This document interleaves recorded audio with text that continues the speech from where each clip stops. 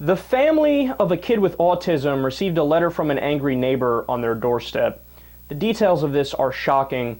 I have a little video here from Huffington Post Live. Let's listen and then we'll discuss more when we come back.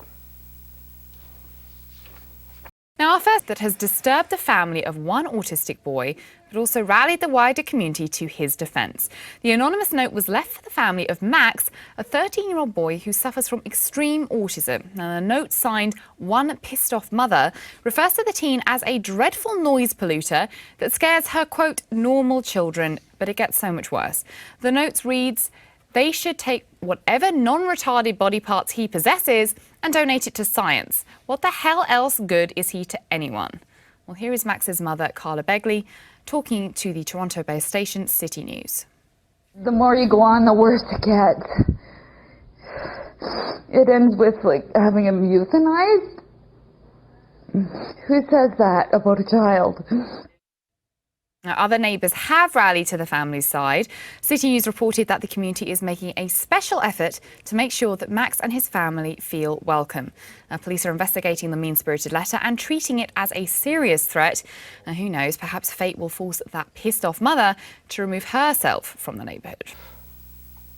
At first, when I saw this, I wasn't sure it was real.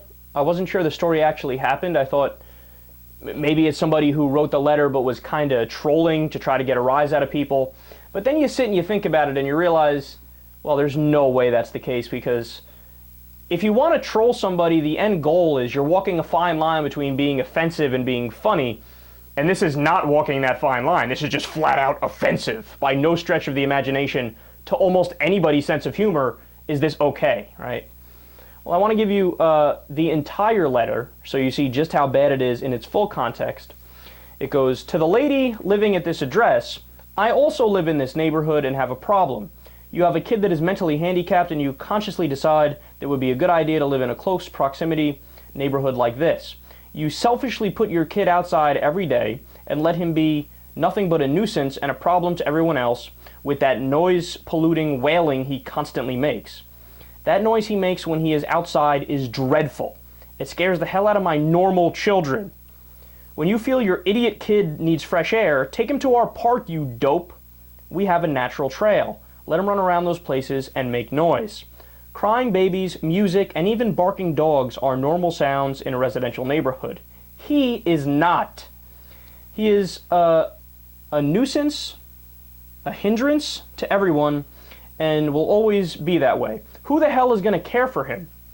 No employer will hire him. No normal girl is going to marry/love him, and you are not going to live forever. Personally, they should take whatever non-retarded body parts he possesses and donate it to science. What the hell else is he to anyone? You had a retarded kid. Deal with it properly. What right do you have to do this to hardworking people? I hate people like you who believe just because you have a special needs kid, you are entitled to special treatment. God, do everyone in your community a huge favor and move. Vamoose, scram. Move away and get out of this type of neighborhood setting. Go live in a trailer in the woods or something with your wild animal kid. Nobody wants you living here, and they don't have the guts to tell you. Do the right thing and move or euthanize him. Either way, we are all better off. Sincerely, one pissed off mother." Now, there aren't even really words to describe just how despicable this is. I mean, what strikes me in it, though, and this is the biggest point, the entire time she's making the point, like, who are you? You're so entitled. Why do you think you have the right to do all these things? Oh, it's disgusting. It's so wrong. Meanwhile, in the letter, she's entitled. She's the one who's acting entitled. Oh, maybe we should kill your kid because he minorly inconvenienced my beautiful ears by making some noises sometimes. Are you kidding me? You're the entitled one. You're the disgusting one. You're the pathetic one. Now, the response to this has been very reassuring because the community has rallied behind the family with the autistic kid, and they've all, supported him and stood behind the mother. We don't know who sent the letter because, again, it was from just signed one pissed off mother. This happened in, I believe, Ontario, Canada. Yeah, it's flat out unbelievable. And I got news for you. You think other places don't have to deal with noises? Are you kidding me? On a daily basis, I hear, noises that get under my skin more than anything. Whether it be my next door neighbors doing work where they're using a hammer on wood and then a drill and then a chainsaw, and it's noise on top of noise on top of noise, and then the gardeners, nearby, and you hear the sound of the frickin' mower, and then whose dog is barking, whose, kids outside playing basketball yelling. I hear it all the time. You know what I do? I suck it the fuck up.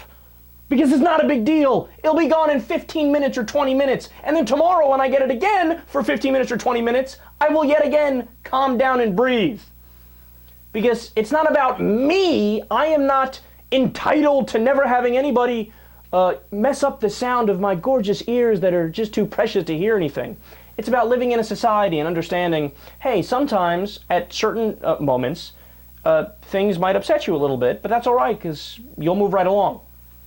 This isn't a big deal. He's a human being, right? And he deserves respect, and the mother certainly deserves respect. And I pity this woman because the only person with an actual issue here is her.